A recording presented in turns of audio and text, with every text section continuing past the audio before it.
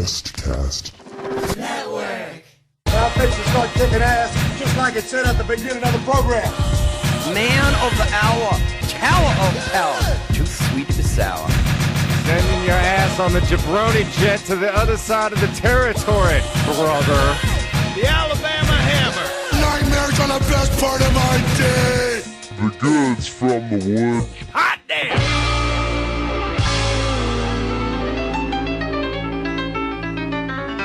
Welcome to the Goods from the Woods. My name is Rivers Langley. Mr. Goodnight, man of the hour, tower of power, too sweet to be sour. Matt Riley. That wasn't bad. I'm an expert of these things, you understand? Body made of twisted steel, Supersonic sex appeal. You don't like this mess, you got the wrong address. Because when everybody else in the back laughing and joking, Mr. Goodnight out here cooking and smoking, daddy. Oh my you can't beat the original. What's the your fault, my fault, San Andreas fault. My arm. My arm's made of uranium and titanium, cobalt and asphalt. My fault, your fault, San Andreas fault. That's what it was. Okay. My dumb. My So dumb. This shit is like Shakespeare. Yeah. Today we're going to be talking about cartoons and our esteemed guest for today, Klee Wiggins. And Ed Greer. Yay! Ed motherfucking Greer. That's right.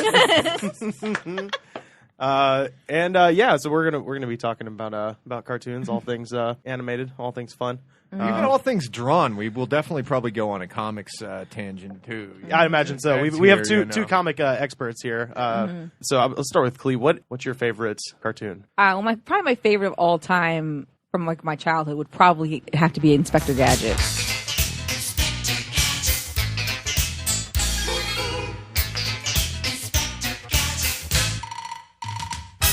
I got the doll one year for Christmas that had all the attachments, so like a helicopter came out of his head and roller skates. Yeah, I had that thing too. Yeah. My Did mom, the arm extend all the way? The arm stuff? extended. Had the roller skates in the shoes, the helicopter out of the hat. He had a magnet too, didn't he? Yeah, he had a magnet, this thing that shot out of one of his gloves that like was like the extending arm. Oh, it was the best. Like that year I got Lethal Weapon on VHS. It's a big year. I got the Inspector Gadget doll, and I got the Michael Jackson Thriller jacket. And my mom must have made a really good bonus for Christmas that year. Wow, this is the best Christmas ever. It was like the best. My brother also had a really good Christmas. I would take that Christmas now. Yeah. And then my brother and I also we shared the robot, the serving robot that they had that year. Remember, I think they did an episode of It's Always Sunny where they had that robot on there. I forget what it's called. Was this more recent or something? Or no, was that the Nintendo robot? No, it was like a robot, and it was remote controlled, but you could also program it to do like certain movements. It was like a toy. Was it like toy, clear kind of, and you could see the insides of it? It was white. It was sort of like a really tiny R2-D2 looking type of robot, but it had a tray. Oh, yeah, and you I could, know like, exactly. send drinks and stuff. Because originally when you said it, I was thinking of the robot from Rocky IV that Paulie was in love with. No. Happy birthday, Polly. Yeah, my brother and I had to share that gift. But, oh my God, it was like the best Christmas. My brother got a really good. What did he get? Oh, he got like a bunch of, because he was into Matchbox toys back then. So he got like the huge. My mom got like the huge carrying case. Oh, hell it had, yeah! Like, the clear front that you could put like 400 cars in, and she got him like 100 and something odd cars.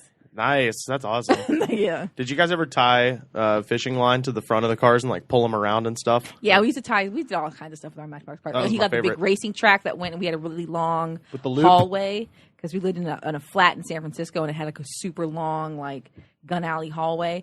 So she got us this really big track, and then his best friend also got a track. So we attached both tracks, and it went like all the way down this like 20-foot hallway. Wow, it was awesome. Hell yeah! Was that the one with the loop in it? Yeah, it had the loops. We had the loops going up the sides onto both sides. Like, damn. Oh my God, it was the best Christmas. That's amazing.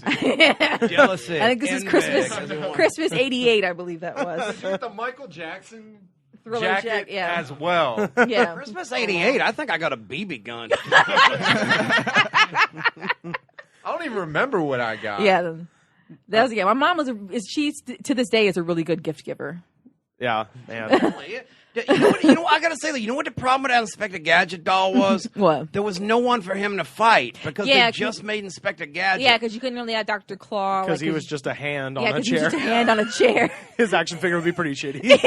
You know, I hate to say it, but you know they actually did in the '90s when there was that big Inspector Gadget revival. Made extreme Gadget. Yeah, they made a Dr. Claw action figure, and you could see his face. It was stupid. Yeah, but that doesn't count. That's not the real Inspector Gadget. Was his face just like the Mad logo? No, that's always what I thought he was like when I was a kid. I thought he wore a mask that looked like that. Yeah. No, he looked like Colonel Sanders there from the Kentucky Fried Chicken.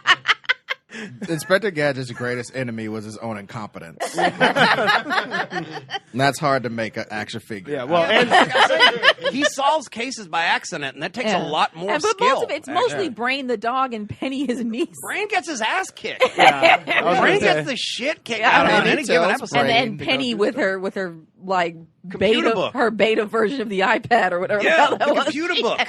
That thing was the shit back in the day. But you can get like the iPad with that case that looks like a book, and it's like my friend Nicole had one. She calls it her computer book. Yeah, it's like the penny computer book. I'm gonna have a case on my Kindle that like makes it look like a book. How did she take control of every damn thing with it though? She'd be like, with no internet connection. Yeah, I'll take control of the train with my computer. How do you do? The train runs on coal, Penny. How the hell did you do that? Well, she could switch the tracks because that was computerized, I guess. But still, it's like beta internet. She called the 1-800 number and they switched. She used the internet before Al Gore ever got around to inventing it. He was still like. That's right. He was still in his workshop. Like Al Gore hasn't invented the internet yet. It's only 1986, Penny. Yeah, I guess I came onto I didn't realize until this moment that Inspector Gadget has been around that long. Inspector Gadget goes back. The pilot was in 1982. Yeah. Wow. Inspector Gadget. I just watched it on Nickelodeon as a kid in the mid to late 90s. That's one of the things I want to point out because remember we talked about Saturday morning cartoons. During the 80s, Saturday morning became sort of the ghetto for kids cartoons. And weekdays after school became a cool time because you had those syndicated shows. And Inspector Gadget was one of the first of those. Yeah. Because before Inspector Gadget, like weekday afternoons was stuff like Yogi Bear and Tom and Jerry and Mighty Mouse. Huckleberry Hound. Huckleberry Hound was my favorite Hanna-Barbera as a kid. They usually showed him with Yogi Bear because they were part of the same show back in the day. Yeah. But they would have an all-star break in the middle of the show. Do you remember they would have those things like Laugh Olympics? Yeah, Laugh Olympics, where they're like they're all on a cruise ship just causing chaos. Yeah, but they were too cheap to pay for the real Dick Dastardly. I think we talked about that on the other one. Yeah, I'm still trying to figure out what Laugh Olympics is. Is it like Battle of the Network Stars? It kind of. But they would just but it would just descend into utter chaos like 10 seconds in. Yeah, but it was like there was like a Scooby-Doo team and there was like a Yogi Bear team. It was basically like Battle of the Hanna-Barbera Stars. Yeah, or like I read too many comic books to appreciate any of that shit. Because every time I saw that, I was like, "What doesn't Hong Kong Fooey kick everybody's ass and Jabba Jaw eat everybody that's left?" Like, fuck these losers. Like, why are they doing this? Jabba Jaw is so ill. Just eat them all, Jabba Jaw. They never explained how he breathed. They even referenced in the theme song, "Look, I'm even breathing," but they never explained how he did that. They also never explained why he lived in an underwater future either.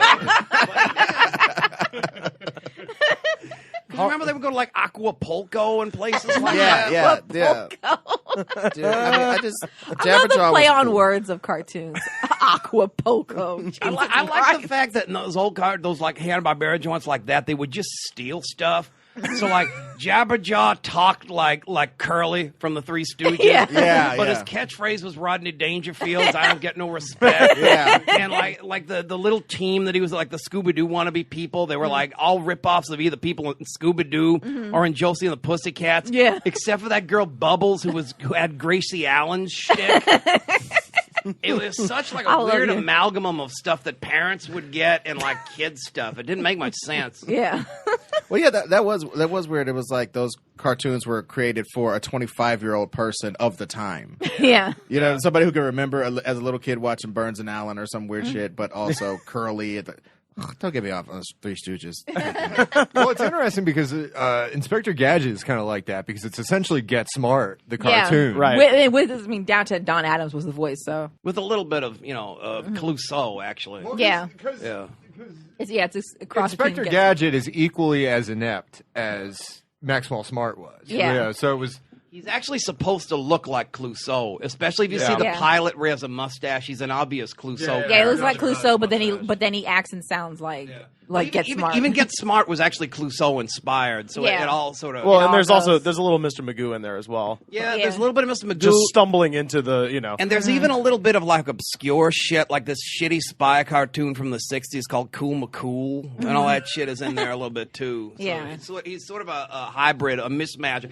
And you remember Dynamite? Do you remember that shit? No. Dynamite and Blue Falcon. Dynamite and Blue Falcon. What'd they do? Blue Falcon was like a poor man's Batman, but Dynamite was like a Scooby-Doo dog that had Inspector Gadget powers. Dude, I do remember that. Yeah. Oh my god. And it was before Inspector Gadget. Well, do you remember this? I was asking Clee, and she didn't remember it. And I don't know if it falls into Saturday morning or whatever, but we're talking about cartoons. There was a cartoon with a little boy and a dog. And the little boy had 2 wristbands that he would slam together, and they would transform him into Samson. And his dog would transform into the lion that I guess Samson killed in the Bible, but like kids don't read the Bible. Now they're friends. Now they're friends. And so his big ass lion, his dog turned into a big ass lion, and he turned into a muscular grown man named Samson, and they had adventures. Do you remember that? Yeah, I think it was one of those like '60s Hanna-Barbera action things, like Herculoids. Yeah, it was in that genre of that oeuvre of like, hey, we got 10 minutes to kill. Fuck it. Like that adventures. Birdman kind of like vaguely superhero stuff. Yeah. I always thought that was awesome because it harkened towards the He-Man stuff later. Like the little cat changed to a big thing, ineffectual dude turns to a bigger guy. Yeah. It was that whole thing. Did y'all play with He-Man toys as a kid? Oh, I had the most He-Mans ever. The toys were so much better than the cartoon. I'd watch. Well, the toys were created first. Yeah, and you remember the toys came with these little comic books, and that some of them were done by like DC Comics artists and like Alfredo Alcala and stuff like that. Yeah. And they were all badass barbarian thing. And then the cartoon version of He-Man was all sissy. Yeah, he had that like Dutch boy haircut. Yeah. He never even punched nobody. But him and Man of Arms were like weirdly close, and you're just like, what is going on with this? He had no interest in Tila. Yeah, and had no interest in Tila, not even a little bit of interest in Tila. And Tila's just like, I'm here with my titties. And she's like, where's Man of Arms? Well, I've been looking for Man of Arms. Your adopted father, Man of Arms. I had such... Duncan, I got Duncan. I love the toys so much, though, man. I gotta... Well, one thing I noticed, though, is like the animation was so shitty that they had like 4 or 5 moves for everybody. Yeah. They just got those 4 moves. Like, okay, write the script where Tila does her one move, and then Homeboy does... He had a move where he would turn side to side and then continue running that you saw every episode. It was rotoscope, too. Yeah. So they would turn... So they just repeated the same the background. They passed the same tree over. Filmation, the same guys that did Fat Albert and like the Star Trek cartoon, they did the He-Man cartoon. They were infamous for using repeated like animation stock. Like but also even sounds. The sounds made me mad though, because there was one episode I remember in specific. There was an interdimensional rift between She-Ra's dimension and He-Man's dimension, I think. That's the crossover episode where we meet She-Ra. And Castle Grayskull was put into the She-Ra dimension or some other whack dimension. So I remember when He-Man had to throw a stone, he would go, ugh, and throw the stone. And that was the sound effect. It was the same picture of him when throwing. He threw Castle Grayskull into another dimension, he said, ugh. And I was like, get some ADR. Go in there like, rah! Like get some better. Get more than one take. Yeah, get some takes. Use the same session. Just get him to do more takes. Get more takes. Well, that show, it was lazy. It was lazy animation on that show. And when you have a show like that that's so like potentially visually exciting, and the He-Man cartoon was visually dull, and that's one of the reasons why it was one of my favorite toys growing up. But the cartoon for me does not rank at all. It just wasn't that good. The theme song was in the part where he turned into He-Man with his sword. Was the only good part. I love that. The theme song was really dope, though. I mean, I like it the speaks disco. to adventure. You're like, something's going to happen now. Yeah, and it had that disco part with the strings. It was like, like there's so many shows where the theme song does not live up to the actual, like the theme song makes a promise that the show cannot keep. Like Speed Racer. like Hey Dude. Yeah. Hey, dude. Or But I remember Salute Your Shorts. Remember or Knight Rider. Real quick, I know this is not cartoons. Salute Your Shorts. Salute Your Shorts is great. Hey Dude has an amazing theme song. And you're like, fuck yeah. And then the show happens. You're like, the show's fucking terrible. The show's terrible, but the fucking just little wild little stray. That shit's badass. It sounds like Dave Matthews when you do it. Yeah. Can we keep this a no Dave Matthews zone? I'm Sorry, not a fan. We covered enough last episode. Well, that sounds like David Vedder. The Knight Rider thing was badass. Knight Rider theme is like so badass that like multiple rappers have sampled it. It sounded like "Color of Success" by Morris Day. Yeah. With that boom, doom, doom, doom, doom. Yeah. Well, homeboy, the dude who created the show created that theme song. Yeah. He did that. He wrote the pilot script. He worked on Battlestar Galactica and a bunch of other shit. Glenn A. Larson. He made that beat, which is what it is. It's a beat. Yeah. It's not a song. It's a beat. Yeah. He made a tight ass beat. Yeah. You know what I'm saying? But I mean, there's other shows that do live up to their theme song, but Knight Rider does not live up to the theme. Although I still watch Knight Rider to this day on Netflix all the time, but it doesn't. The thing that always gets me is it starts out, a perilous journey into the world of a man. It makes it seem like it's going to be this dark show, and then it's like, and David Hasselhoff is like the most happy-go-lucky crime fighter of all time. On top of that, it's like a perilous journey into the world. No, how about Knight Rider, a talking car? Because that's really what the show is about. Is it a talking car? It's Mr. Feeney. Yeah. Talking car. It meets the world. It's an obnoxious, pretentious talking car. Michael. Well, no, fuck that. I took Kit's side more often. Maybe I'm an effeminate old English man because I took Kit's side all the time. Michael Knight would be like, "Hey, let's just drive in here with all these machine guns and get killed." And Kit was like, "Michael, what the fuck?" My paint job, Michael. Bonnie's going to be very mad. The car was his conscience in a way, like the Jiminy Cricket to his Pinocchio. The car is his super ego and shit. I mean, left to his own. Yes, exactly. But left to Michael's own devices, he would have got killed multiple times. He would have let bitches kill him in his sleep multiple times. You know what I'm saying? Like a whole bunch of terrible shit would have happened if he didn't listen to Kit. The thing about Knight Rider is that David Hasselhoff is awful on that show. But the thing is that he's good on one episode where he plays the other Michael Knight at the same time with the beard. Garth. Where he's got like the Garth.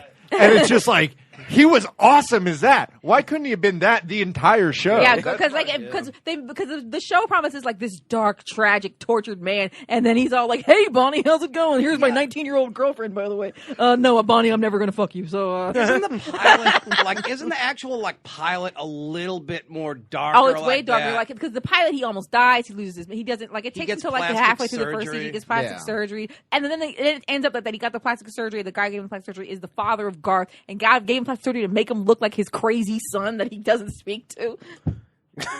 Yeah, but then I can't even. That's so much more convoluted than I remember Knight Rider. That's because the regular series was just like David Hasselhoff on adventures with his talking car. Yeah, and then the car, Karr, car is Kit's nemesis.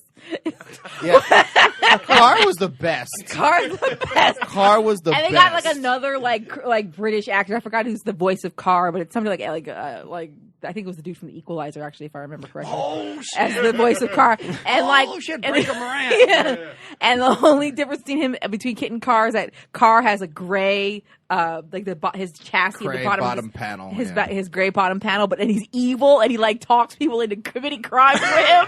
So Carr is Satan, literally. Carr is literally he's like Christine. Like if Christine was a Trans Am.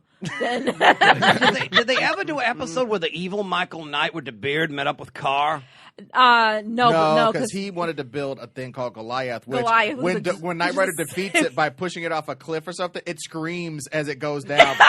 It's like, and it looked horrible when it was going down the cliff too. It was almost the equivalent of when they would take the dummy and throw it off of the tall building. But with a truck. But with a semi. They take a Matchbox truck and throw it off of an anthill and call it Goliath. I just remember it screamed like the shark in Jaws getting blown up. It was like, it's like, where's this scream coming from? Where's At the least an scream animal has coming feelings from? that you think, okay, it might have a primal scream. Never But, heard a shark scream. It's so stupid. Or a truck. That is my favorite part of Jaws 4 when they bring the shark on the boat. It's just Yeah, it doesn't have lungs. yeah, it's just My so favorite stupid. part of Jaws 4 is when Mario Van Peebles sings the Christmas song by Nat King Cole. Remember that shit? He's got a good voice. yeah, he's got one movie. He has that horrible Jamaican accent the whole movie, and you're just like, that's why I He prefer- has it sometimes because Yeah. sometimes then It it's goes just like in and out. I'm really sorry about your dad, guys. Yeah, It goes in miss and out. that about your dad. Yeah, it's like Kevin Costner and Robin Hood, Prince of Thieves. Where like sometimes he's just talking like I'm from Oklahoma. Yeah. And then sometimes he's talking Lady Marion, and you're like, what are you doing, Kevin? Kevin, what are you doing? If we're at a super tangent at the Jaws 4, the thing that pissed me off about Jaws 4 was them intoning that somehow there's a family of killer sharks. You crossed the wrong shark family. Isn't it like a voodoo gimmick or something? Like somebody like curses the Well, it was that voodoo is involved, right? Well, At no, some it point. was that. It was that Is that how they when ended with Brody Jamaican killed Mario the Van first Peebles? shark, it created some weird imbalance in the oceanographic fucking sphere or something. You know what I'm saying? Like a metaphor for how many motherfuckers went and killed sharks because of Right, Jaws. You know what I'm right. saying? It was like a metaphor for that. So like the shark community, I don't know. They had a meeting. Hands together to kill all humans. The shark community put a bounty on this particular Harley family. Race. No, Kill all because humans. the one in Jaws 3D is the son is the Dennis Quaid's son, and he was supposed.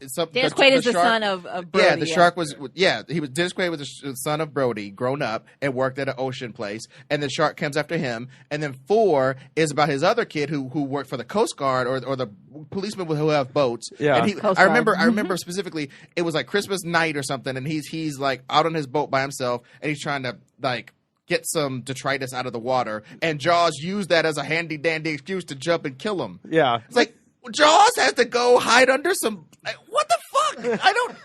I don't understand. Dude. But here's the thing about that is that Brody's sons both going to work on the ocean when they were super traumatized in the original Jaws movie. One of them gets almost attacked and sees like his best friend eaten in front of him, Right. and the other one goes and like hide, like spends the rest of the movie like under the kitchen cupboard for the rest of the time. And then they both grow up to become oceanographers or whatever, Yeah. work Well, with weren't sharks. they double traumatized in Jaws 2? Yeah. Because don't they get attacked on the raft or some shit Yeah. with the girl? And he all has that? to come put the electrical shit in the shark's mouth. There was all, Brody always wanted to put something in your mouth. Yeah, A he's very bullet, phallic in that electrical way. cord, The only something. good part of that Yeah. movie, the only good part of that movie is when he cuts open makes those poison bullets. Oh yeah. And then there's that one part where there's like a killer whale or a dolphin or something on the beach, and they think it's a shark. But the rest, I think Jaws 4 is probably more entertaining than 2 or 3. Yeah.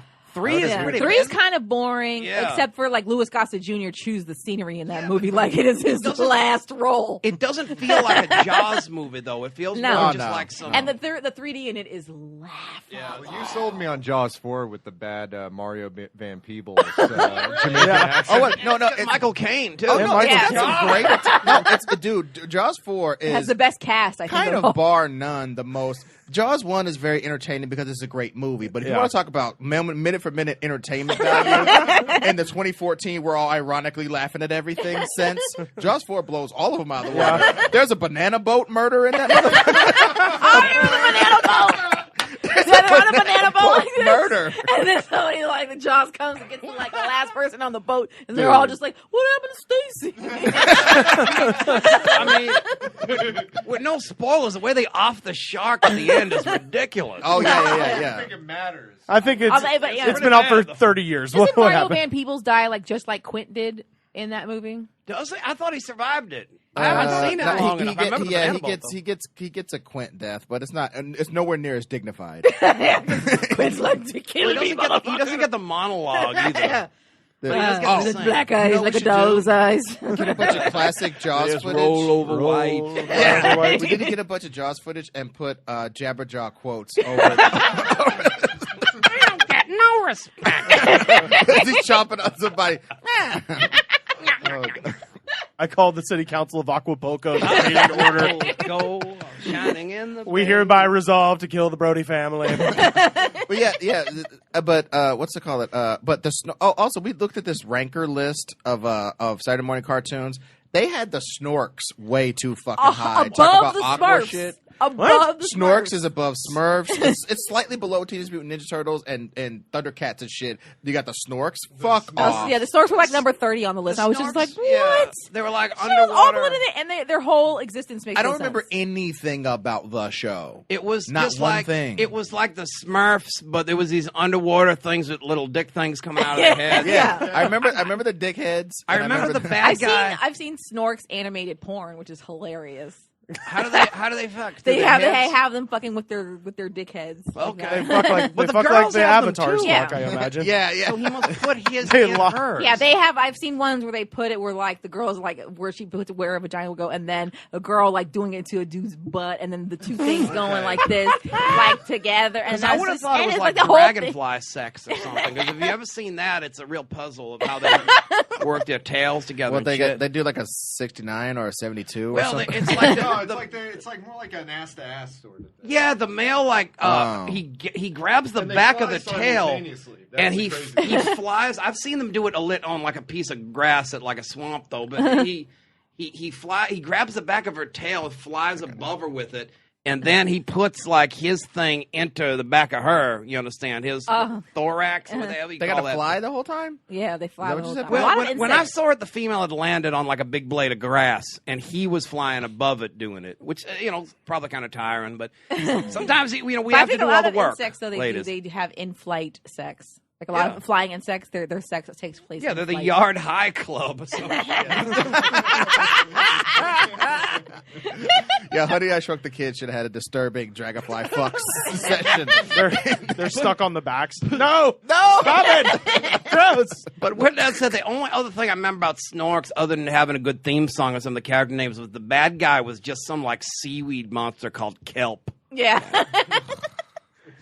They had very They needed some basic. kelp in the writing room. I was gonna say, I love they have a whole writer's room, and then kelp was the best they came But up like with. but Star Wars was one of those shows where like every character's name embodied their personality. Yeah, All Star and Yeah, things like all that. stars. Like it was like worse, like even worse than the Smurfs. At least the Smurfs like had like sort of interesting dynamics between the characters. They would just be like All Star, and All Star was just a jock. But you know what's fucked up about the Smurfs? I think they had redundant characters in the Smurfs. I mean, obviously there's too many dudes in the Smurfette thing, but like, was there a hefty Smurf and a brawny Smurf? Am I fucking that up? I remember a hefty Smurf, but I think the brawny Smurf was created for them movies that they made. Yeah. But I heard about. No, I think thought Brawny I heard Smurf, about that was Brawny one of the Smurf kids' way Smurfs. before the movie came Oh, out. there was a brainy Smurf who was the smart one. Brainy That Smurf. might have been Okay. what That's I the one was who always thinking got blown out of town by Jokey. Okay, well, of. fine. He was Okay. the best one. Yeah. Well, Because yeah. he was kind of evil, so I liked him. Yeah. Well, like, but that's the thing. Okay, I if you liked got Brainy and Smurf, Jokey, but Jokey like hated Brainy. Was always Well, Brainy was evil because remember the time Papa Smurf left town and Brainy declared himself king? Yeah. That was my favorite episode. Oh, well, Yeah. I think that. But that shows- Jokey was also kind of evil too, but he was more of He was just like mischievous. Mischievous, yeah. He's a trickster. That's Yeah. not And- evil. Yeah. Yeah. He was like the Loki of the Smurfs. I was gonna say he's real into the bloodless coup. Do you know how old the Smurfs He's like William is? of Orange in that Yeah, way. it's like You know? isn't it Swedish or something. The Smurfs are German. Have you ever heard that story Belgium. about? It was Belgium. Belgium. Yeah. You ever heard the story about how on Donnie Darko when they have that whole in Donnie Darko they have a whole like monologue about the Smurfs and Smurfs getting fucked and all this different shit, and in the end one of the characters goes, "Nah, man, Smurfs are pure and blah blah blah." Anyway, when they go to the Smurfs, like family, the people who own the Smurfs, they had to ask them for permission to put that in Donnie Darko, Yeah. and they approved it because they said, "Well, you say a bunch of fucked up shit about the Smurfs, but in the end, you get to the meat of the soul of the Smurfs that they're good guys in the forest, so you can use it." Yeah. And I always thought that was really cool. Yeah. Like, Yeah. If I wanted to say He-Man was a big gay Bob and shit. I don't think Funimation or whatever the fuck would let me do that. Yeah. On a movie, I don't think they would let me do that. Filmation. They don't exist no more. Filmation. Mattel would be the people you'd have to argue with. Yeah, Yeah. that's true. I'd have to talk to Mattel. Like, can I jam your He-Man up a guy's ass in a gay porn, please? And it's like, well, as long as you say that he defended Eternia and Castle Grayskull at the end of it. I had a Or job. better interview. use Ram Man instead. yeah, Ram Man.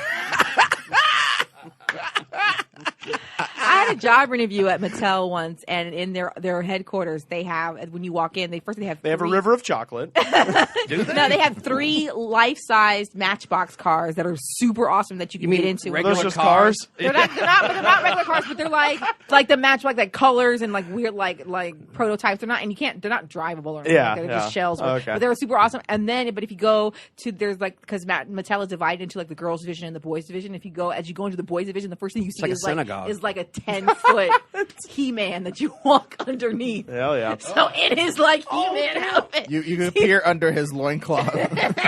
So you had to like walk under He-Man's junk to get to the. I always wondered if shit like that was in there because I wanted to go up in there to see if they had like old He-Man. Yeah, they're down in they're down right by the airport. El Segundo. Yeah, I see them all the time. I was even talking to this chick said she worked there last week, but I've not seen her again, honey. You should have called me. Yeah, I wanted that job so bad because it would have been in the boys division, and I wanted that job so bad. I got really close, but didn't get it. Who made the Thundercats toys? I think was it's it Galoob or something? Galoob. I remember Galoob. They made the Inspector Gadget doll. Yeah, they made the Inspector Gadget doll. They made the Game Genie for Nintendo. The Thundercat toys were kind of awful. I didn't like mine. I had a couple of them. You know who they had on that list who I wasn't expecting it was kind of high was Silverhawks. They have another great theme song. It was just like Thundercats, only it was in space. Yeah, it was in space. Yeah, Thundercats in space. I was singing the the Silverhawks theme song to somebody the other day though, and it's like partly metal, partly real. Like metal ain't real, motherfucker. Well, they were partly, I guess, organic or something. Yeah. As opposed to Silverhawks. Kids' vocabularies fuck that song up, is all I'm saying. They should have picked another word. Do you remember the other one? There was a third one called Tiger Sharks. That was like the third in the wannabe Thundercats category. Tiger Sharks. It was on the comic strip, which also featured Street Frogs and Karate Street Cat. Frogs and Karate Cat. Karate Cat, that's another great theme. Karate Cat was... Karate Cat. Karate Cat. I'm Wayne. Very jazzy. I'm a karate machine. Remember that? He talked like he had brain damage. The funniest thing I thought on that show was there was this really lazy janitor. His name was Catatonic. Oh, wow. Well, catatonic. That's a great name for a character who's like very one-dimensional with one thing. Oh, okay. That's somebody who's writer in the show just be like, hey, how you doing? That's a clever writer's... I'm a cat. How you doing? It's just Andrew Dice Clay with a broom. Well, I thought... like the Brooklyn Brawler. But, I thought there should have been some sort of gang war between Heathcliff and his boys and Garfield and friends. Yeah, I agree. Heathcliff would have fucked him up. Heathcliff would have fucked him up. And the Cadillac Cats. Yeah, Riff Raff. Poor Heathcliff, though, because it was like he was a guest in his own fucking cartoon. Yeah, like the rapping Wordsworth. Wordsworth was tight. He had tight raps and leg Garfield, warmers. Yeah, Garfield could have gotten U.S. Acres with him, and he still couldn't have handled. What's Nermal gonna do? Come on, you can't win a fight looking cute. Nermal. The chicken that didn't hatch from the egg except for his legs sticking out. Oh yeah. The duck with the inner tube thing on. Yeah. What's he gonna do about Mungo? What's he gonna do about Wordsworth? You understand? Even Hector would kick their ass. And then when you started looking at what was that? Like it was Heathcliff. And then Riff Raff, I always was sad because Heathcliff had a fat little stupid looking girlfriend, and Riff Raff had this hot. As a kid, I thought that Riff Raff's girlfriend was like very porn ahead of its time. Oh yeah, definitely. Because she looked like she was wearing like a bodysuit and like those leg warmers. Yes, she looked like Flashdance.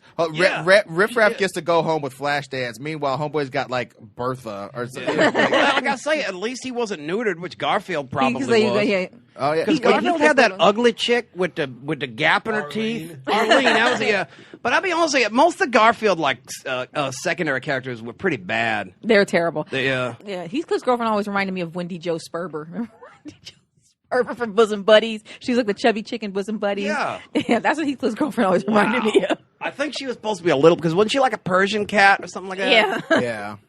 Her name was Sonia. That's all I remember. She should have needed more money then. If she was a Persian cat, he should have 5 jobs or work at a BMW dealership. He lived with that old man who looked like Jefferson Davis anyway, and his grandkids that were always over the house.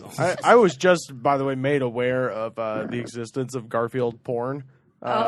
which I shouldn't shock me that anything exists, but especially porn versions. Well, but what was great, the most popular result, if you just type in Garfield porn into Google, the first image it's John Arbuckle having sex with Odie, and Garfield is hanging himself in the background. It's the fucking weirdest, but strangely in line with the character thing ever. Do you remember that John had that like veterinarian girl, Liz, that he was always after? I would have liked to see them fucking. Yeah. And then just Garfield still hanging himself in the background. Oh, did we look at the other day? We came across some Teenage Mutant Ninja Turtle porn in which two of the brothers get together and are having like incestuous gay sex. Oh, God. And the other two brothers are just looking at them like, "What the fuck are you guys doing?" And it's jailbait too. Yeah, they're both teenage. But I saw a funny meme. I wish I could credit the person who did it, but memes. But it was like it said, how did Teenage Mutant Ninja Turtles have all that fucking money for pizza? How did Splinter have all that money for pizza for the Turtles since nobody had a job? And it cuts to a panel of Splinter going, he's got a hooker's uniform on, like a hooker's uniform, hooker clothes on, and he's like, "I'll suck your dick, and I'll give you a tail job for $5 and all this kind of shit. I'll show you. I'll do a kung fu blowjob, some shit like that." But I thought that was really funny. Like, where the fuck did Splinter get all this money to buy pizza for these losers? Well, it's the settlement for the ooze that he sued the ooze company. Oh yeah, what turned him into a rat? He sued Nim. He won his lawsuit against Nim. How's he gonna sign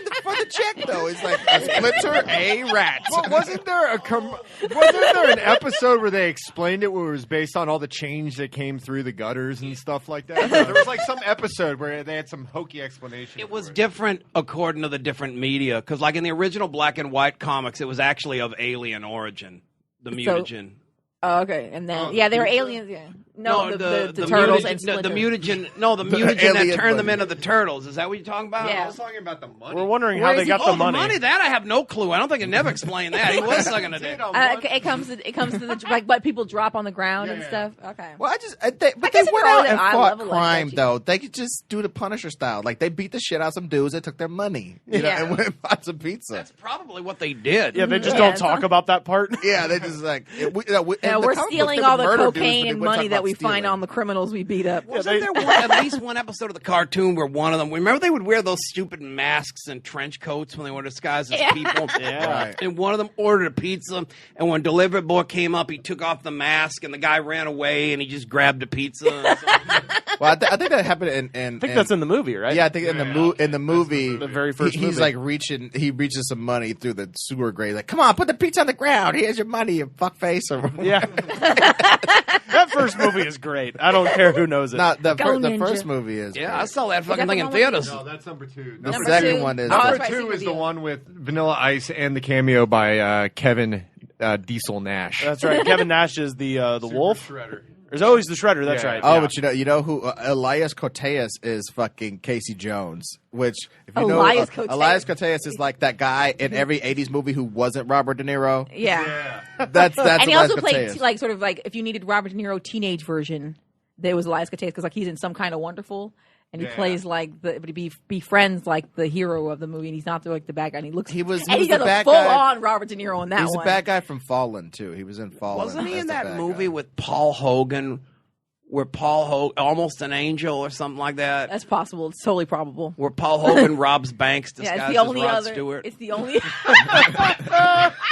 I'm not kidding. He robs banks to what? Disguised as Rod Stewart. That's. We gotta look up that, Jim. I remember that's the only other Paul Hogan movie that like anybody knows about besides the Crocodile Dundee movies. It was this. Well, what about Lightning Jack? Yeah, there's one part. There's one part they show him him. coming into the bank. He's got the fake nose. He's got the wig. He And he's got a did look like Rod boombox Stewart. playing Young Turks.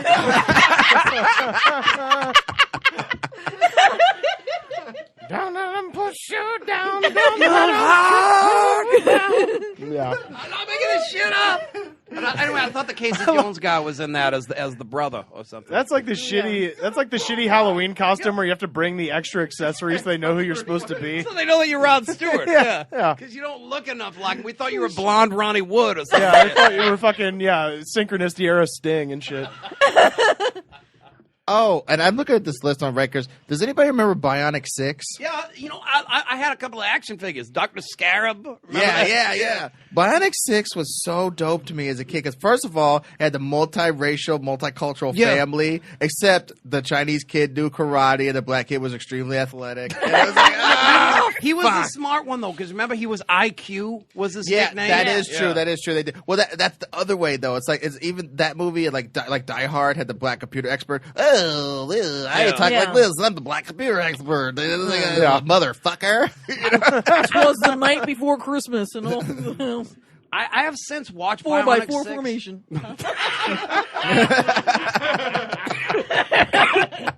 I've watched Bionic 6. Clarence Gilliard. And I have to... Wait, is that Trevette from... It is, yeah. Trevette from Walker, Texas Ranger. Yeah, and he was also in Top Gun. Fuck, I love Trevette. He's the funniest. He's the best ever. Yeah, Does he do Christian movies now or some shit? Probably. That sounds right. That's right. He's doing movies with like Kevin Sorbo and And still Chuck Norris. Yeah, I think he literally was in a Kirk Cameron movie. Yeah.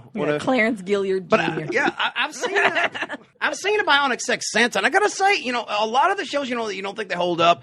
There's something about the show, as much as you want to be like, oh, this show's stupid. There's something that is kind of quality about it. It's a hard show to just outright dismiss, even though it was never terribly popular. Right, and there's a bunch of them like that, like the Bionic 6. I really thought it was cool how they changed into their bionic forms. Like they had a ring on one hand and a hole in their wrist, and they put it in the hole. And they go Bionics on or something. Yeah. Like that, right? It's like, dude, if you're bionic, why the fuck would you ever have them off? It's silly. It's like all it did was change their clothes, didn't it? Yeah, it that is handy. It changed their clothes, but I think one less thing. they really tried to get it over that they didn't have bionic powers mechanism like that.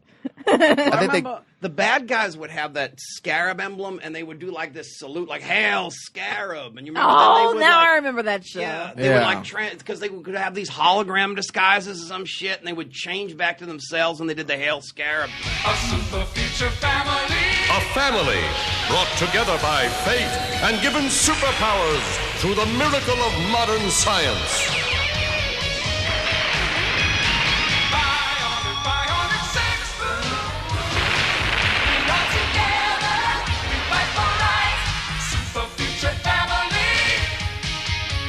And we're so very proud to be Bionic 6. Does anybody remember James Bond Jr.? Yeah, that show. That show sucked. Where for no reason he was like a fucking redhead. Yeah, he's a teenager and a probably, redhead. I think they're insinuating that he's the daughter, the son of Moneypenny. What I think I don't understand is, Okay. one of the main things about James Bond is fucking, and there was no fucking in James Bond Jr. So what is the fucking point? But here's the thing that James Bond Jr., which makes it a possible show, is James. There's a lot of James Bond Juniors.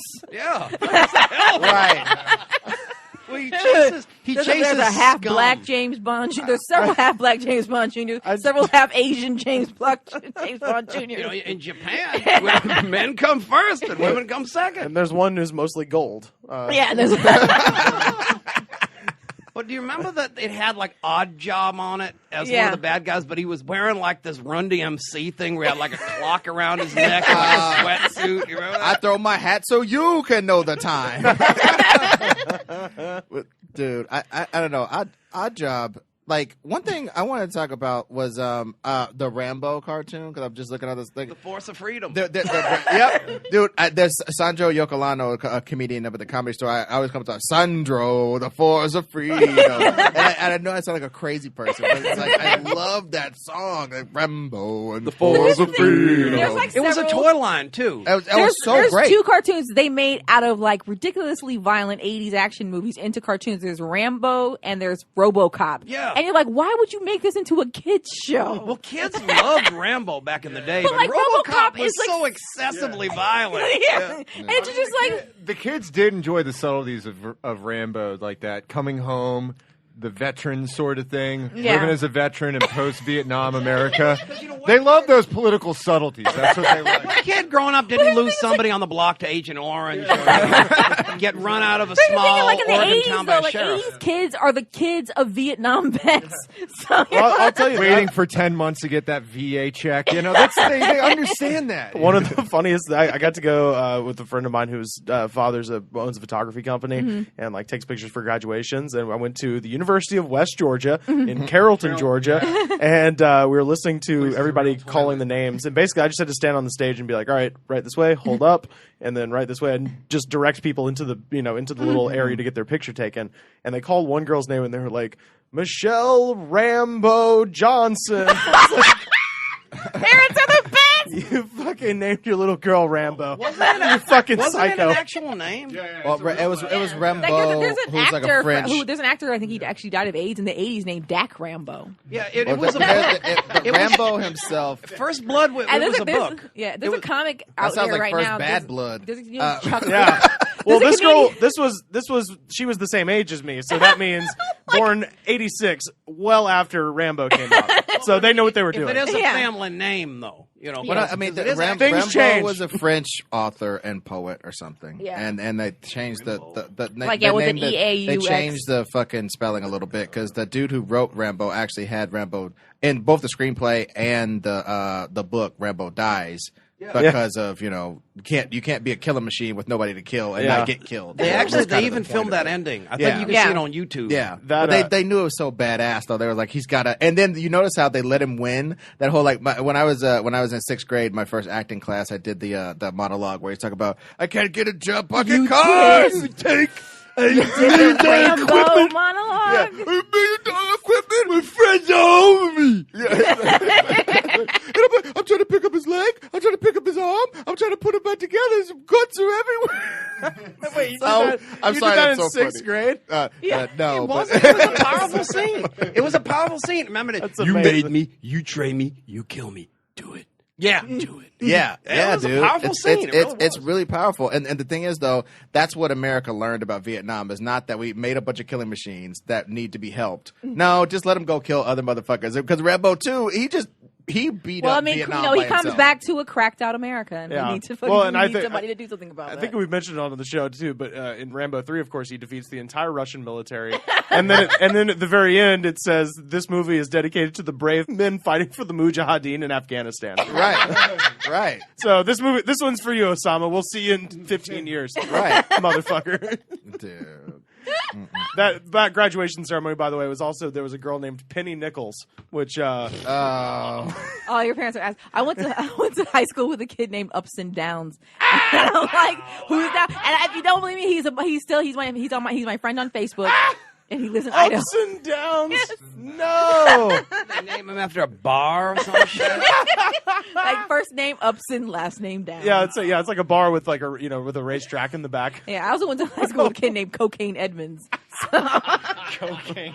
Whose parents were major drug dealers in San Francisco. I thought maybe they just like Eric Clapton a lot. Edmonds just and we sounds got. like Oh, go ahead. Yeah, no, I was just saying Cocaine Edmonds seems like somebody that you would hear in like, some random D1 school in basketball, Yeah. like Scientific Map and God Sham God, cocaine. My Yeah, dad, God Sham God was my favorite shit when we were kids. God Sham God, that was the best. And he didn't even come into the league for a cup of coffee either. He was a street ball played for the legend. Nuggets for Yeah. a short time, and then he Yeah. played a lot. And like he became like the Michael Jordan of China. Yeah, Like he'd yeah. score like 35 points a game in China. Yeah. There's a lot of people in China. Yeah, So, I mean, that's quite that's almost Jordan Yeah. status. There's like a new comic. I think he's only been in town a couple of years. Named Chuck Bronson. I see at the comic store a lot. yeah, I I've love seen that name around, and I'm like, And I'm like, that's the best name in comedy. Well, he took the name because of Topic though. the Yeah. studio. There's the studios on Bronson. Charles Yeah, oh, Bronson. Charles Hollywood. Bronson, Yeah, yeah. that's where he took the name from because his Oh, real that's name what was Charles like Bronson. Bukinski or something. Yeah. Oh, Well, Chuck wow. Bronson, that's his actual name. That's awesome. And I forgot where he's from. I think he's from Ohio. Is Pro Stars on the list? No. And you know what else? Yeah, it's not on the Pole list. Position is not on that list either. Pole Position had the best fucking theme Oh, song. Pole Position. Oh, well, that's Yeah, that was a joy. I gotta say this. Did you notice the He-Man theme, the Pole Position theme, the Inspector Gadget theme, the Heathcliff theme? They was all written by the same guy. Oh, really? It was some somebody Israeli prolific guy in the 80s. Yeah, it's some Israeli guy named I think Shuki Levi All right, or something that's- like Oh that. yeah, Shuki Levy. Yeah, That explains the He Israeli wrote like dance a music lot of today. those 80s theme songs like Yeah. that. Yeah. And it was all good too. Even shit Yeah. like Popples, like obscure shit Yeah. like that. And he was like he's big on he had like a sort of a wall of sound approach too. Wallace. He was the Phil Spector of. Very Phil He didn't Spector. shoot anybody. But I mean, if you listen to those songs, it's like it's just produced within an inch of its life. Yeah, the Mask song. Do you remember the Mask song? Mask Crusade. Oh God! Working overtime, fighting crime, fighting crime. Dude, that is well. That's the thing. Mask also suffered from My Toys Kick My Show's ass. Yeah. Like the toys they had a Camaro with like gull wing doors that you could fly, and they had a motorcycle. I had the motorcycle, the green motorcycle. That, They could change it to a Rocky Dennis helicopter. toy was amazing.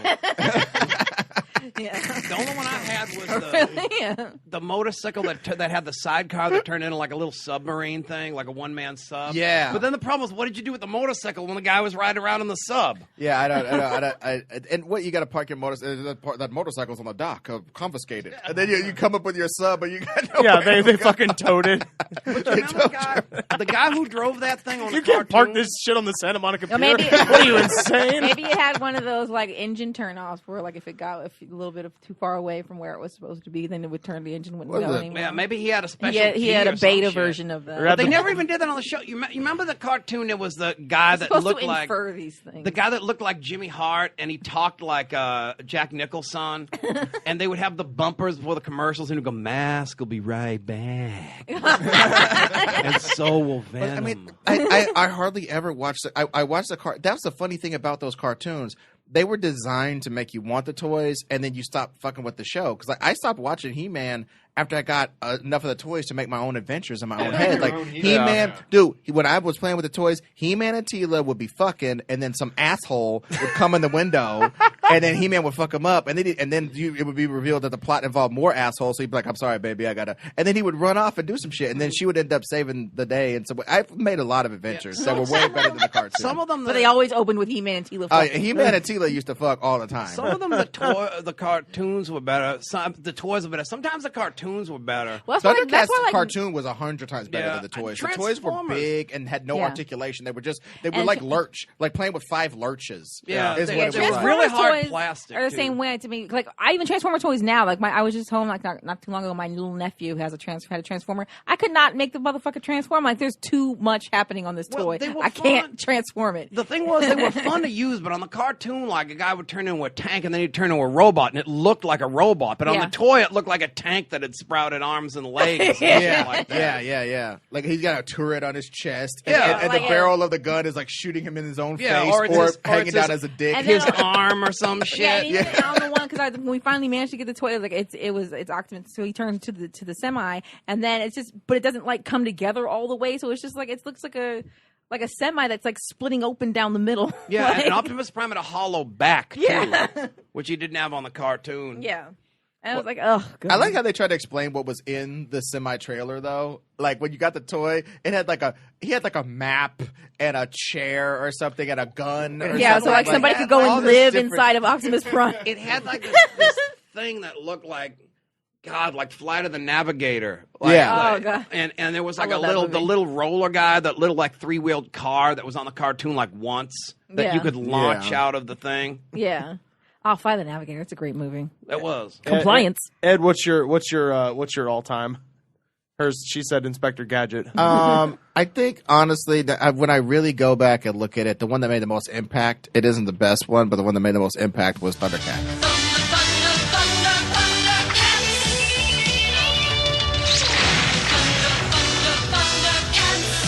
I really liked. Thunder. I liked a lot of the dope shit about Thundercats, but I would say it's probably a tie between GI Joe and Thundercats. Okay. Because to me, it was like Thundercats was my fantasy world of stuff, and GI Joe was the real world of how shit actually happened. Okay. No, that's a There's a fact. snake army out there. No, I would say I learned more about life from reading the G.I. Joe comic book than probably anything else. Oh yeah, the comic books are hardcore. It was. dude. People would get killed in them. Yeah, and shit. they went on missions, and the thing was, G.I. Joe missed a big opportunity as a cartoon because they had so many killable characters. You know what I'm saying? They could have had deaths on the cartoon. I think kids could have. Do you know Beachhead? Yeah. Okay, so Beachhead and I went to the same high school. What? Yeah, Beachhead graduated from Auburn High School in Auburn, Alabama. Wow. So if you go to Auburn High School's Wikipedia, it says notable alumni. Beachhead. And one of them, it says Beachhead hyphen G.I. Joe parentheses fictional. Have you ever seen what Beachhead looks like? He had a ski mask over his face. Yeah, He the could have whole been time. anybody. Alabama. That's what he said. Yeah. He was a convenience store robber, probably, and just decided to get on the right side. Maybe of the it's wall. you, Rivers. Maybe I am it's you. Beachhead. Oh, dude. Could be anybody under that mask. I love the different character archetypes, and I love that G.I. Joe did have some really ill stories as far as a cartoon, like that one where like fucking Shipwreck gets away from everybody, and there's a whole fictional Stepford Wives town that they build to Springfield. to convince him that he's not in G.I. Joe and all that was a fantasy, and now this is his real life. They Truman show him? Yeah, they Truman do. show him. They do. They Truman show Shipwreck They and try to do. brainwash him. It's fucking awesome. And It's the a most great legendary episode. part is that like these guys are made out of some kind of clay. They're called Yeah, synthoids. And there's one part where Roadblock, who was one of the G.I. Joe guys, like a little bit like Montel Williams, except muscular. He's now played by The Rock. He came out. Montel Yeah, he Williams. was played by The Rock now. Yeah, but he This came. is how we He do came out of a it. car wash because it was the fake Truman Show. Right. Whichever one. But he comes out of the car wash and in this Truman Show thing, and he goes, "Mighty toasty in there," and just melts. And Shipwreck stands there going, "He melted! He melted!" and his Shipwreck fucking has had a lot of trauma in his life. and his damn his I mean, bird. that name came from somewhere. Polly. Shipwreck's bird Polly is the one who told him that this is bullshit. Yeah. Right? 'Cause you remember, like, Polly his- was like, "Hey man, we gotta get the fuck out of here." It's like, "What's this bird doing talking to me?" You remember there's a part where he goes, there's like his house on fire, and he goes back in for his wife and kid, and they're standing there with rocket launchers, and they're like, "You're a drip, daddy." You remember that? Yeah, dude. I mean, to me, that was the first time That me as a should've- kid, I knew that reality wasn't real. And my brain broke open watching that Shipwreck episode. No, of G.I. Joe. that I think that traumatized an entire generation. Yeah, I don't trust anybody. Like I've been with Klee for 2 years. We've been happily almost married and shit. I don't trust 3 her for years, shit Joe. because she could fucking melt at any point, or get some orders from the Manchurian candidate at any point. Well, I mean, shit, we shut the AC off in here. I might just melt before damn thing's That's true. But dude, no, I felt like G.I. Joe showed me about life and shit and soldiering and stuff. But the one thing I thought was really lame about G.I. Joe was, even as a kid, I thought that some of their cross matching was fucked up. Like they would have Spirit fight Storm Shadow. Yeah, Storm Shadow is a ninja. You are from an Indian reservation. You would get fucked up. Yeah. Like, yeah. why is Spirit the one to fight a ninja? And why does Snake Eyes go on all these missions where he never gets to draw his sword? And why he has a dog with him? And sometimes I remember there was episodes where they would literally go into undercover work. Yeah. And Snake Eyes would put on a uniform of a bad guy, have his mask on, and have a dog. And Shipwreck would put on the uniform of the guy and have a bird. have a parrot. And they would walk by the enemy and Cobra. Cobra's like, "Yeah, boy." Yeah. guys- Everybody in Yeah, Cobra No, had a- we don't recognize those animals at all. They all look the Glad to same. see you have your standard issue parrot. But, you know, I mean, Cobra guys had snakes and alligators and shit like that too. So Yeah. there's a lot of crazy ass animals that the toys came with. Yeah. I always like You're to- allowed to bring to school a snake, a crocodile, or a dog. Welcome to Cobra. and I like the different things. Like G.I. Joe was to me the closest thing to like a superhero like cartoon, because they would have different things. Like they all had different abilities and shit. I remember the Dreadnoughts were trying to tear apart a tank. They had a flamethrower and chainsaws and stuff. They're trying to cut this tank apart. And Storm Shadow comes and goes, "You must not use these tools. You must understand the way." Yeah. And he jumps up and starts karate chopping the tank, and nothing happens. And then as soon as he lands, he goes, "Thank you," and he bows and he walks away. And they said, "You didn't do nothing." And then the tank falls apart. That was so cool. Like Storm Shadow was so dope. And then they'd have him fight an Indian in a fucking basement. And they did that for years. They You know need what to I think it call one was? of the spirit animals to fight. Well, you know what I think it was Yeah. is, you know, Snake Eye in the comic book. It was always the two ninjas, Snake Eye versus Yeah. Storm Shadow. But Snake Eyes couldn't talk, so I think the cartoon underused him because of that. Yeah. Because remember on the G.I. Joe cartoon, there was the romance between Duke and Scarlet. Mm-hmm. But in the comic books, it was Snake Eyes and Scarlet. So everything that Yeah. other characters got on the TV show, Snake Eyes got in the comic book. Yeah, that's true. They gave him some stuff. But then, you know what pissed me off, though? When they took Snake Eyes' mask off and he's a white blonde dude, I was like, God damn it, 80s. You crackers can't be ninjas all the time. All the time. They took his all the mask off? time. Yeah, and in the comic books, he's got a weird scar on his face, and he's blonde and he's white. Okay, well, I knew he was blonde and white, but I thought his face was well, at least they didn't do that in the, deformed. in the movies. He's not white. He's Asian in the movie. Well, his face is. Well, they never show you Snake Eyes' face. They show you Storm Shadow's face. Yeah, but Storm Shadow is Asian. Yeah, they was in Vietnam. Snake together, Eyes is still, according to the comic book. Yeah. Well, now that would have to be, I guess. Yeah, now they'd be way too old, but yeah. Yeah, They just update though. the wars. Fortunately, we have a war every 20 years, and they can just update the shit. Yeah, exactly. I miss the days when Vietnam was the recent one. I really do. No, I think Iraq will be the one that they use for the next 30 Cue the years. strings, yeah. Anybody who fought anything, they fought in Iraq for the next. My brother, 20 years. he was one of the first people deployed. Oh, jeez. When did it come back? His last year there was 2008. I want to say 2009. Oh, so he was there like 2010. 2010 was his last year. So he was there like 7 years. Yeah, because he did 4 tours. Fuck. Jesus. 3 in Iraq and 1 in Afghanistan. Which one was worse? He hates Afghanistan and actually said he liked Iraq. Well, they had infrastructure before we got there.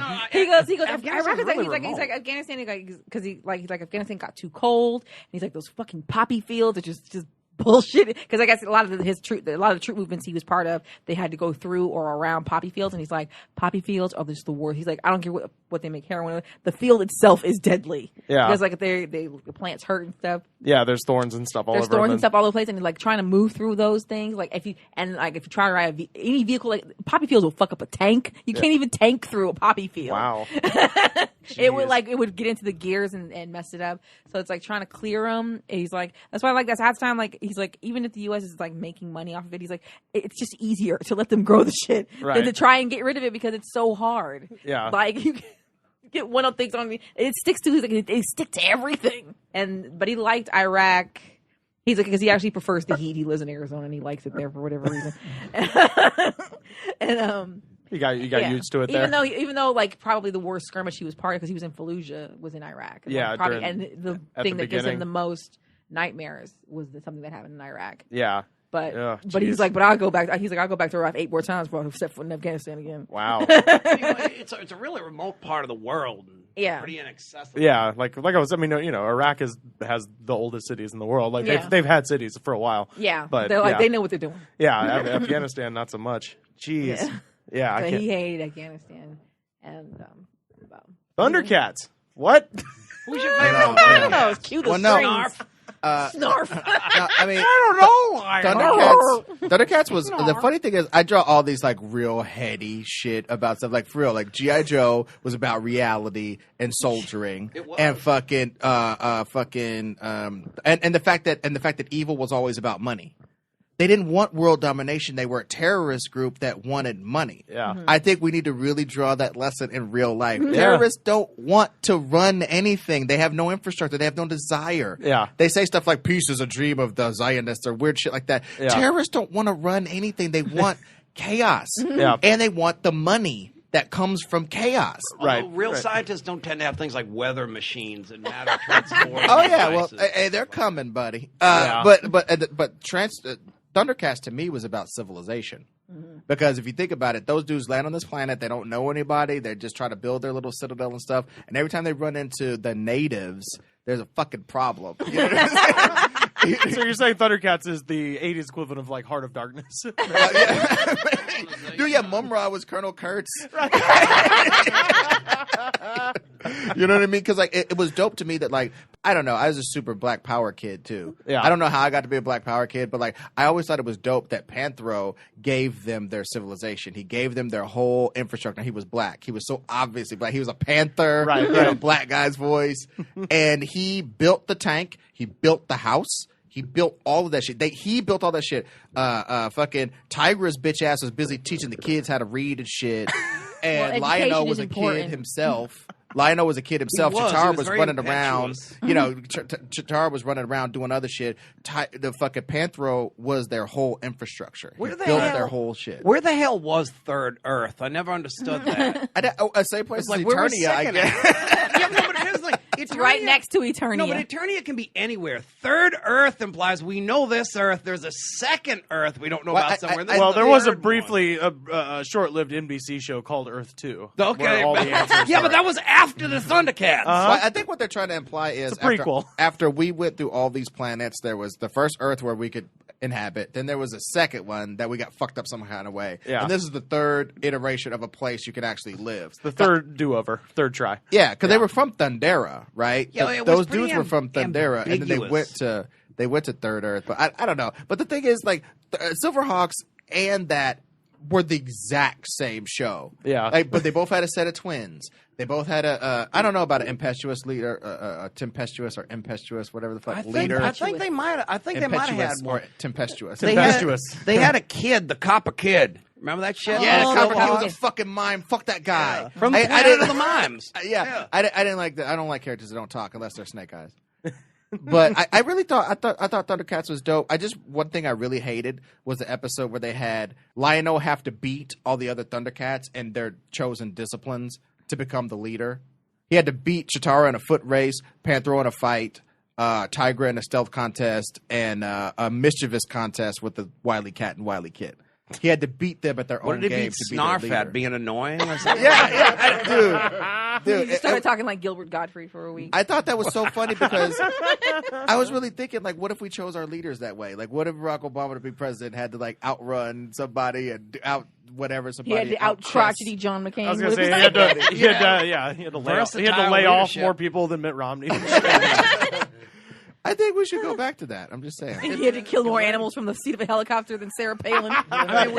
Dude, that would be awesome. Whoever was president had to be a real Renaissance man. There's no doubt about that. Yeah. I mean, where's the Teddy Roosevelt presidents these days? Is all I'm saying. I don't know. You mean insane narcissists? Yeah. All presidents are insane narcissists. That's true. Let's just get that right. That's very true. I think Bill Clinton is the closest we've come because he played saxophone on the Arsenio Hall show. Yeah, that's pretty fucking sad. We've gone from a man who made his opponent cry by calling him a fathead and a puzzle wit to just a dude who played saxophone. I don't know. Edgar, I got to ask you a question, though. You're talking about all the black characters that you used to like. And you also mentioned, like, Snake Eyes being a white guy. Destro on G.I. Joe.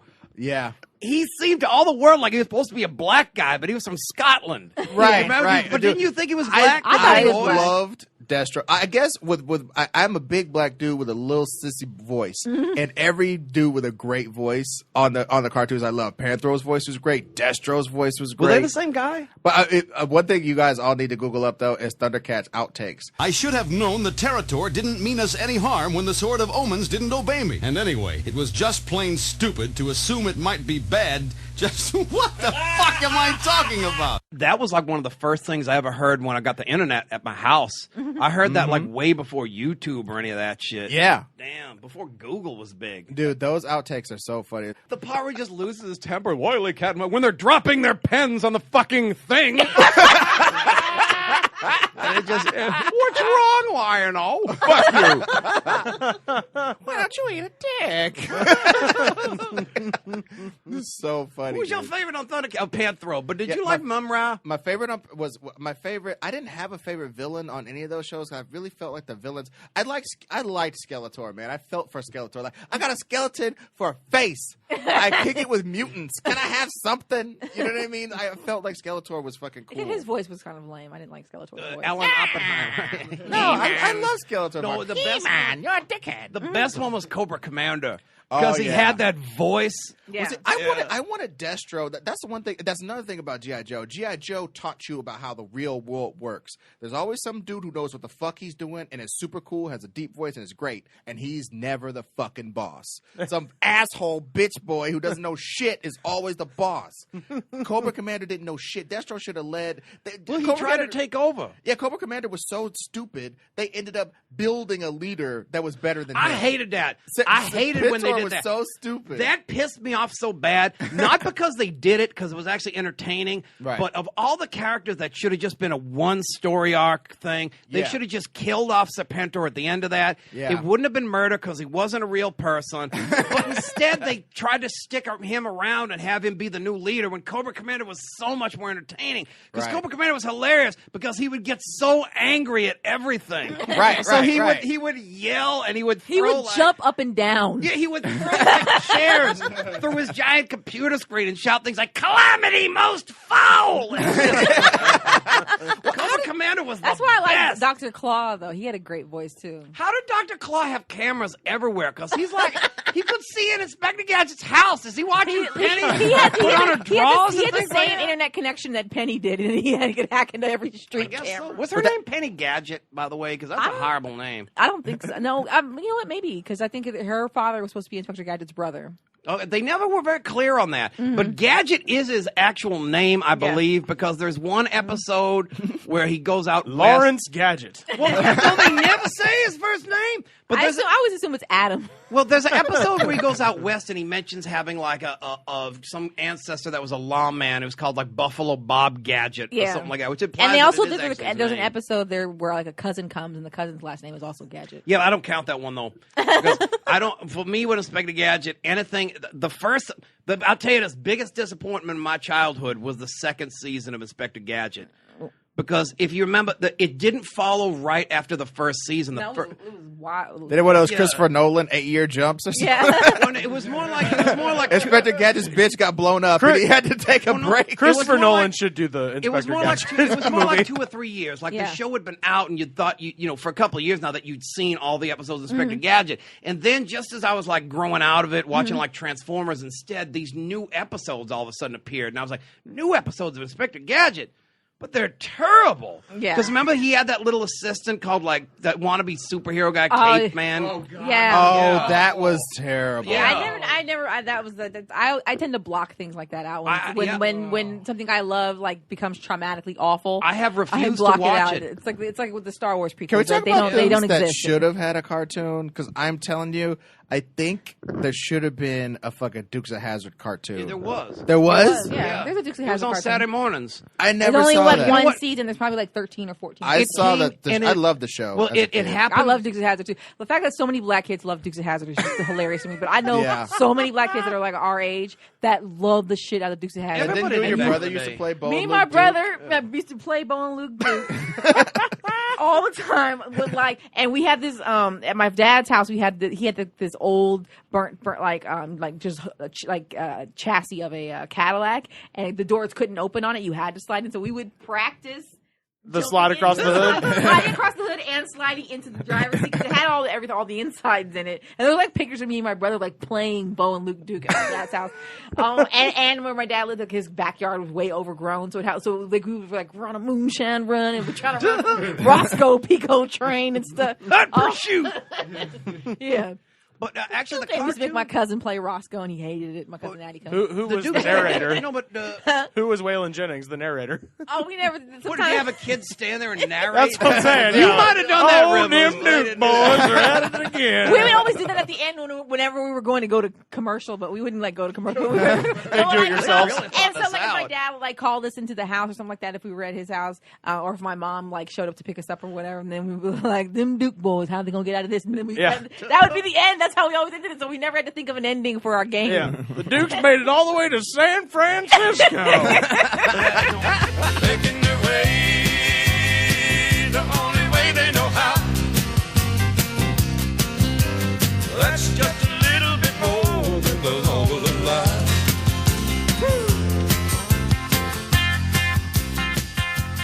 Clee, where can people find you on the internet?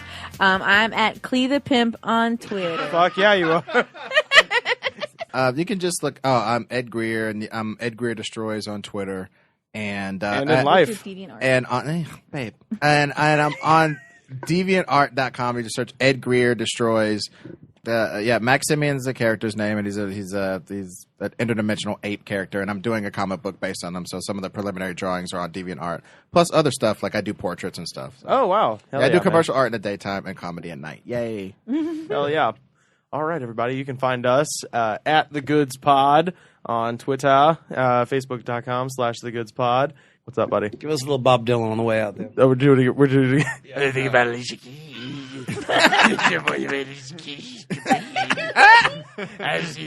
Tennessee.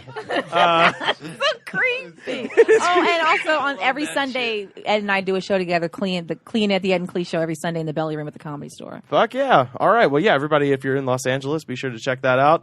And we'll take you out now. This is a good friend of mine. His name is Rayvon Pettis, and he has an EP out, so you can find his EP on Bandcamp, and it's tremendous. And cool. Yeah, so this is Rayvon Pettis, and the song is called Fiery Angel, and we'll see you next time.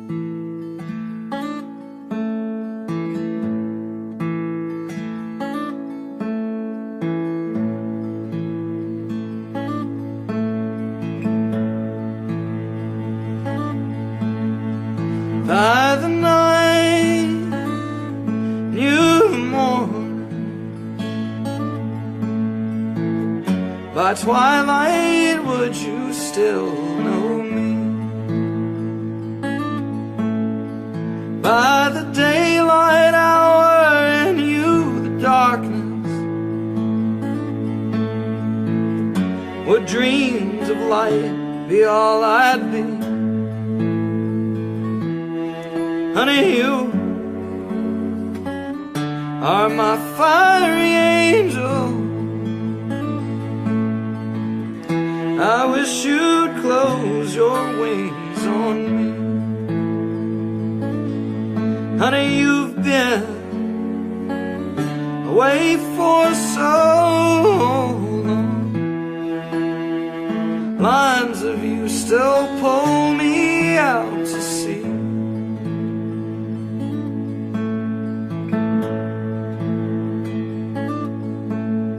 I remember cold grass and somehow you were dancing. I remember sequins on the bed sheets where we lay. But the memories of those things now are only starlight. They shine so brightly until the daylight takes them away. Honey, you are my fiery angel. I wish you'd close your wings on me. Honey, you've been away for so long. Lines of you still pull me out to sea.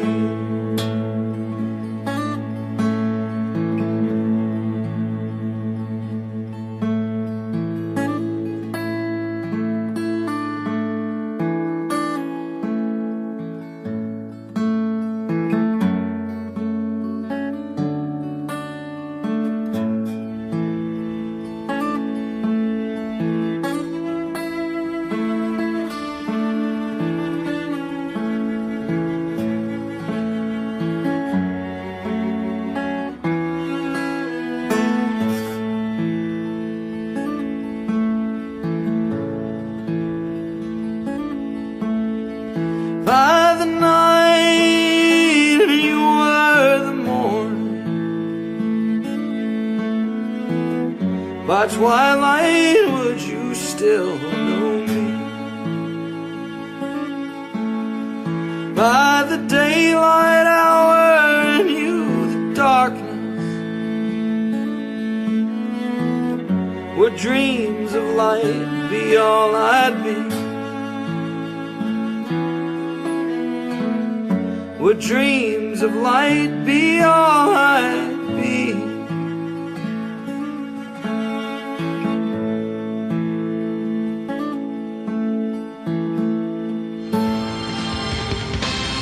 The Goods from the Woods is mixed and edited by me, Rivers Langley, and distributed by Westcast Network. Our theme song is composed by DJ Smiles. You can find him online at djsmiles.net.